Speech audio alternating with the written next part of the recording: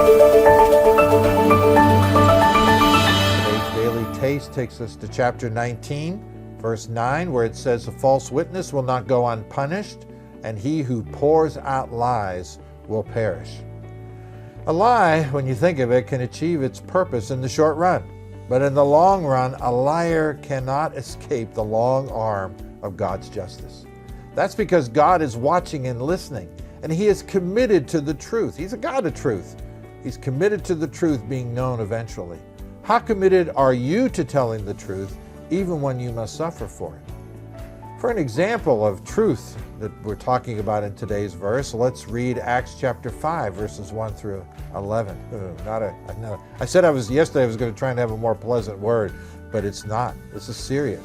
Acts 5, "Now a man named Ananias, together with his wife Sapphira, also sold a piece of property. With his wife's full knowledge, he kept back part of the money for himself, but brought the rest and put it at the apostles' feet, and was making out like they were giving it all. And really, they were only giving some of it."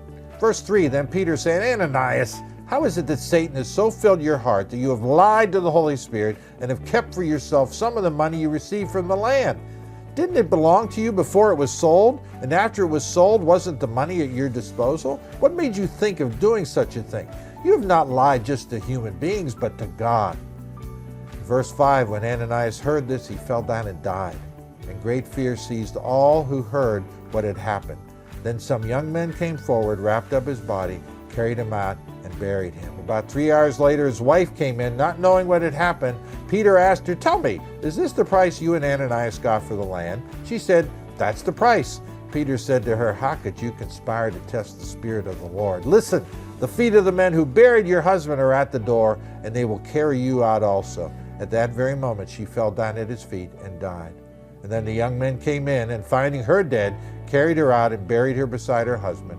Great fear seized the whole church and all who heard about these events." And what was the bottom line? God is committed to truth. And that's an object lesson for us in telling the truth, especially to God. That's it for today. Come on back tomorrow. And again, I'll try and have a more positive word. See you then.